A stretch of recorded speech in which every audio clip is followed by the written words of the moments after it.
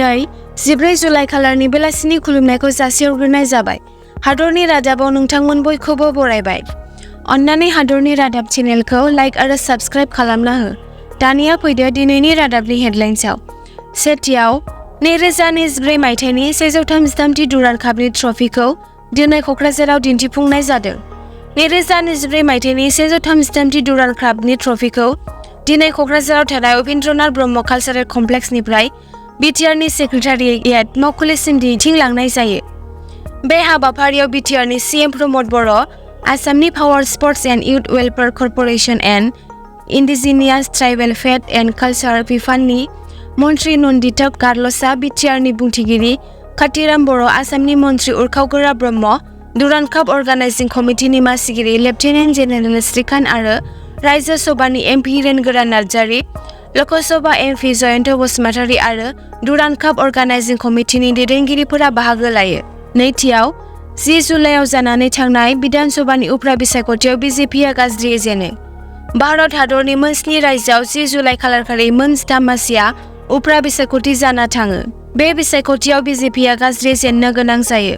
बे बिसायख'थियाव कंग्रेसजों दैदेनजानाय इन्डियानि जथाय दोलोआ मोन 10 मासियाव देरहानो हादों, जेराव BJPआ मोननै मासियावल' देरहानो हायो आरो मोनसे मासियाव उदां बिजाथिया देरहायो।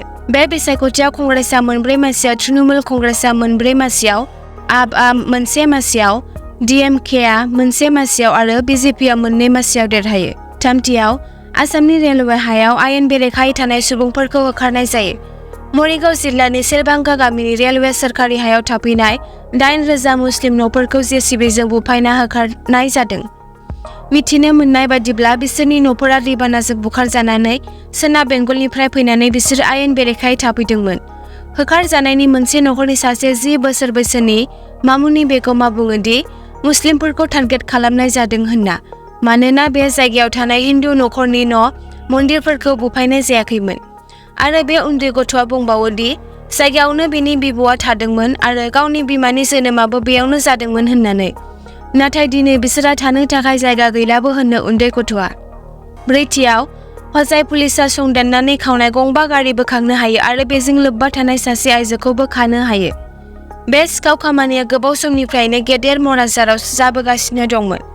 बेबायदि गले गले सिखाव खावनाय जाथायखौ नोजोर होनानै हजाय जिल्लानि क्राइम ब्रान्चनि उफ्रा पुलिस सामलायगिरि पल्लभ तामुली आरो मराजार पुलिस थानानि बिबानगिरि प्रशान्त बेजबरुवाया बे सिखाव हान्जानि हेंथायै संदाननानै ML05K7457 AS246757 AS01AT7142 AS23N0452 आरो AS02P2245 नम्बरनि गंबा साखा खबब्रै गारि बोखांनो हायो आरो फारहाना बेगम मुंनि सासे आइजोखौबो हमनो हायो। नाथाय बे सिखाव हान्जानि गुबै सिखाव इखलास उद्दिनआ खारखोमाना दं। पुलिसआ बे आइजोनाव सोंनाय फिननाय खालामगासिनो दं। बाथियाव आमेरिकानि बारग' हादरगिरि डनाल्ड ट्राम्पखौ गुलि गावनानै गाग्लोबदों। 2024 मायथाइनि नबेम्बर दानाव जानो गोनां बिसायख'थिनि थाखाय रिपाब्लिकान हादरगिरिया बिनायसा महरै मैया पेनसिलभेनियानि बाटलाराव मोनसे रेलीआव बिबुंथि होबाय थानायावनो बिथांखौ गुलि गावो।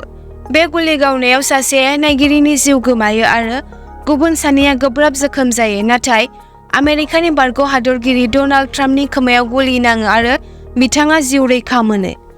आमेरिकानि खौरां बिजोंनि बायदिब्ला FBIआ एबा फेडारेल बिउर' अफ इनभेस्टिगेशनआ गुलि गावग्राखौ हमनो हाबाय। बे गुलि गावग्राया पेनसिलभेनियानि बेथेल पार्कनि 20 बोसोर बैसोनि थमास मेथ्यु क्रुकस होननानै मिथिनो हायो। दथियाव नाजिरायाव रां दाबिनायनि जाहोनाव 4 सुबुङा पुलिसजों हमजायो। मिथिनो मोननाय बायदिब्ला बिहबराव माखासे लाइमोनफोरा आलफा इन्डिपेन्डेन्टनि मुङाव फालांगिरिफोरनिफ्राय रां दाबिदोंमोन। बे रां दाबिनाय जाथायखौ लानानै बिहबर, सिमलिगुरि, सनारि आरो शिबसागर पुलिसआ संदाननानै बे जाथायजों लोब्बा थानाय 4 लाइमोनखौ हमो आरो सोंनाय फिननायनि थाखाय गोबां सुबुंफोरखौबो पुलिसआ हमनानै दोनो। हमजानाय दायनिगिरिफोरानो जाबाय प्रशान्त सेठिया, सालफा, खनसेन बरुवा, पंकज बरगहाय आरो राहुल राजख'आ। एसेनोसै दिनैनि हादरनि रादाबाव। भिडिअखौ जोबजासिम नायनायनि थाखाय हामबायसै। अन्नानै हादरनि रादाब चेनेलखौ साबस्क्राइब आरो नटिफिकेशन बेलखौ अन खालामनानै ला हादरनि रादाबनिफ्राय नटिफिकेशनखौ मोननो थाखाय।